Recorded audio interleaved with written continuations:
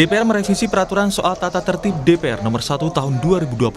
Berdasarkan tata tertib baru itu, DPR dapat mengevaluasi hingga mencopot para pejabat yang mengikuti uji kelayakan dan kepatutan di DPR, termasuk pimpinan KPK dan Hakim Mahkamah Konstitusi. Hal ini terlihat pada bunyi ayat 1 pasal 228A dalam rangka meningkatkan fungsi pengawasan dan menjaga kehormatan DPR terhadap hasil pembahasan komisi.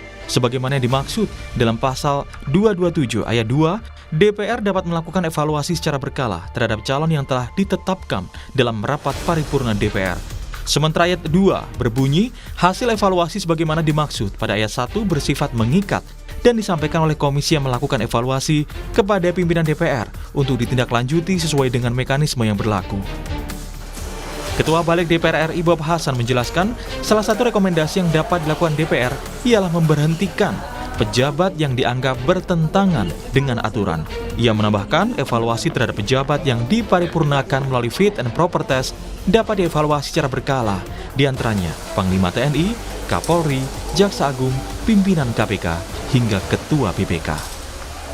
Peraturan 228A diselipkan pasal bahwa DPR memiliki kewenangan untuk melakukan evaluasi terhadap jabatan calon-calon yang sebelumnya dilakukan fit and proper test melalui DPR.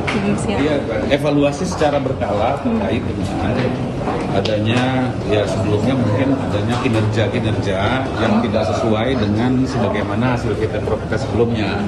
Dimungkinkan seperti itu. Sementara Ketua Dewan Nasional Setara Institut Hendardi mengkritik keputusan DPR yang dapat mengevaluasi hingga mencopot para pejabat yang mengikuti uji kelayakan dan kepatutan di DPR. Menurut Hendardi, keputusan itu adalah bentuk intervensi keliru atas prinsip check and balance dalam sistem ketatanegaraan. Baiknya DPR berfokus pada tugas utama pembentukan undang-undang, pengawasan atas terjaganya undang-undang atau berjalannya undang-undang, dan yang dibentuk dan fungsi budgeting secara lebih berkualitas, bukan merancang ranjau-ranjau politik dan kekuasaan yang ditujukan bukan untuk kepentingan rakyat, tetapi memaksa kepatuhan. Tidak hanya soal kewenangan evaluasi dalam revisi peraturan ini, tetapi DPR juga punya hak dalam fungsi pengawasan, diantaranya hak interpelasi, hak angket, dan hak menyatakan pendapat. Lalu, bagaimana dengan pelaksanaan aturan baru itu dengan penerapan hak-hak DPR untuk evaluasi pejabat? Tim Liputan, Kompas TV.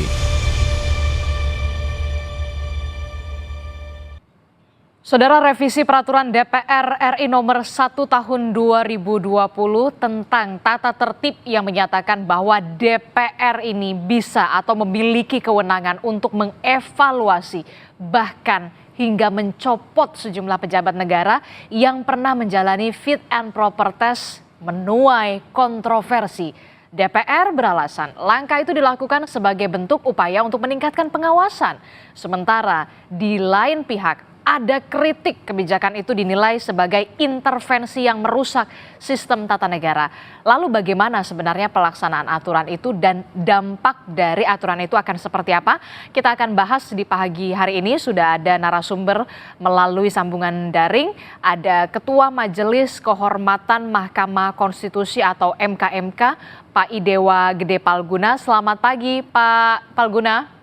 Selamat pagi Mbak Disti. Iya, selain Pak Palguna, sebenarnya tim dari Sapa Indonesia Pagi sudah sejak malam, sudah sejak kemarin terus berupaya hingga pagi hari ini berupaya menghubungi sejumlah anggota DPR, khususnya anggota Badan Legislasi.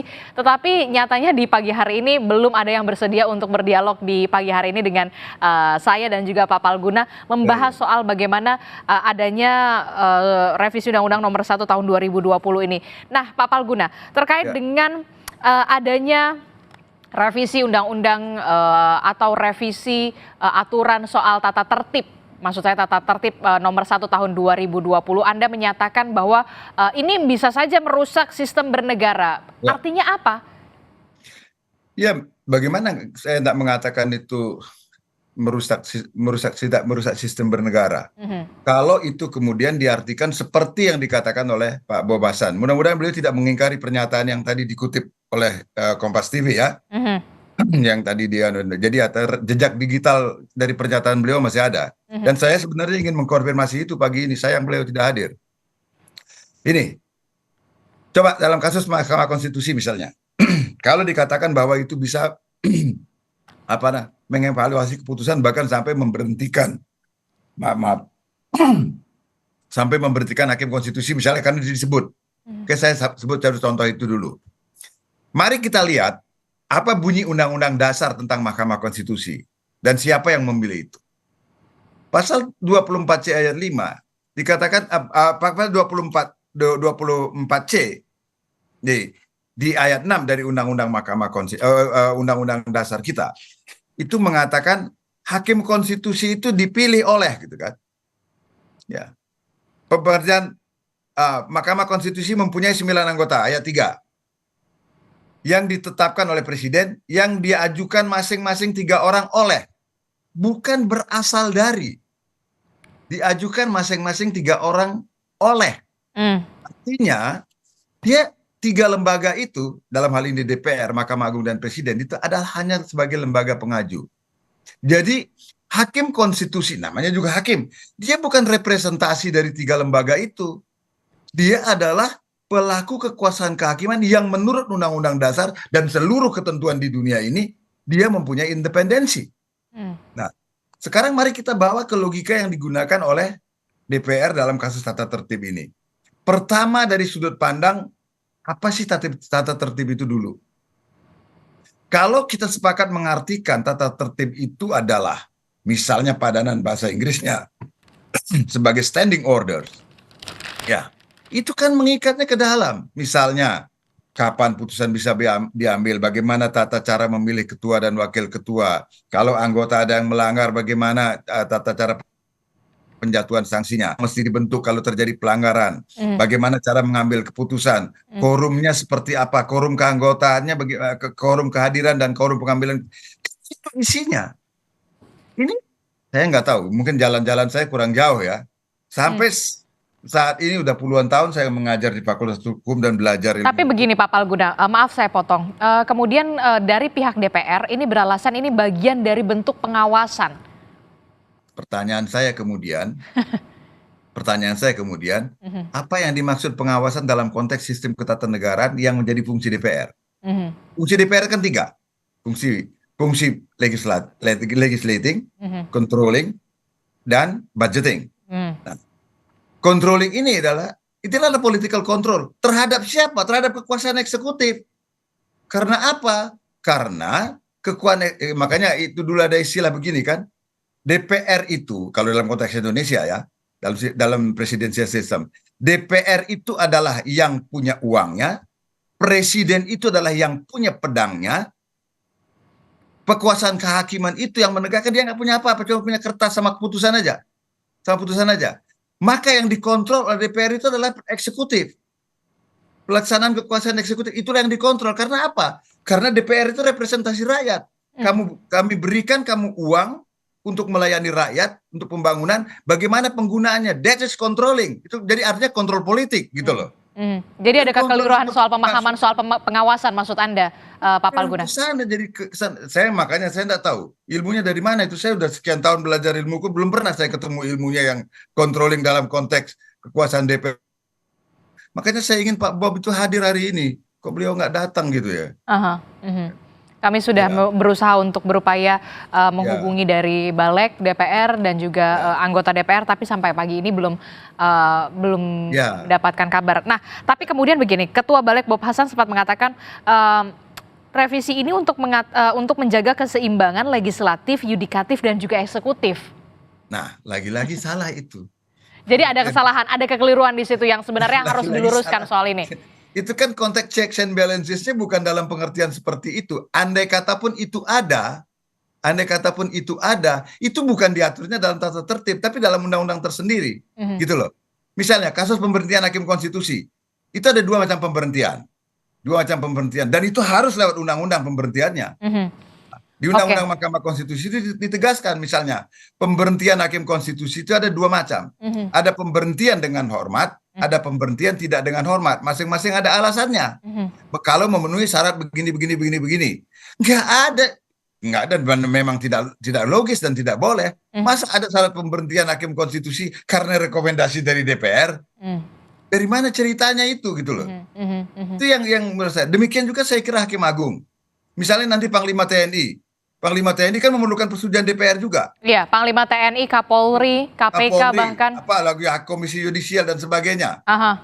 Kemudian di tengah jalan dianggap tidak perform, lalu diberhentikan begitu saja oleh DPR. Apa begitu cara kita bernegara? Yang lebih gawat lagi begini, Mbak. Yang menurut saya ya ini bisa ada dampak internasionalnya. Karena begini, misalnya untuk katakanlah penerimaan duta negara lain gitu kan. Itu kan memerlukan apa namanya konsultasi dengan DPR gitu kan lah. Gitu kan. Tiba-tiba hasil konsultasi itu dibatalkan. Itu bisa rusak hubungan diplomatik kita dengan negara itu. Ya enggak? Nah itu loh. Kalau cara mengartikan kontrol itu dengan sesuka hati seperti yang dimaksud oleh keterangan yang paling tidak ya, mohon maaf saya tidak tahu keterangan yang lebih lengkapnya, paling tidak yang bisa saya tangkap dari pernyataan Pak Bob Hasan tadi itu, gitu. Oke, berarti justru apa ya akan ada terbuka peluang tumpang tindih soal kewenangan DPR ya kalau soal adanya revisi revisi peraturan DPR ini? Bukan hanya tumpang tindih, negara ini jadi sesat, Mbak. Dengan peraturan yang begini ini. Karena nggak jelas dasar berpikirnya maupun landasan teoritiknya dari peraturan tata tertib yang seperti itu. Mohon maaf, saya ngomong agak keras. Karena ini persoalannya adalah pertaruhan tentang bangsa ini tegak ke depan, mau tegak di atas undang-undang dasar atau pada hegemoni DPR yang macam ini gitu. Itu saya harus keras ngomong berbicara dalam soal ini. Ini benar-benar soal prinsip. Prinsip apa? Prinsip pemisahan kekuasaan yang kemudian sudah diatur berdasarkan checks and balances menurut undang-undang dasar, bukan menurut maunya DPR. Gitu. Oke, termasuk juga bisa saja berpeluang soal adanya kepentingan politik di sana, politis di sana, ketika nanti benar-benar ini dilakukan. Adakah pikiran lain selain kepentingan politik kalau bunyi rumusannya seperti itu?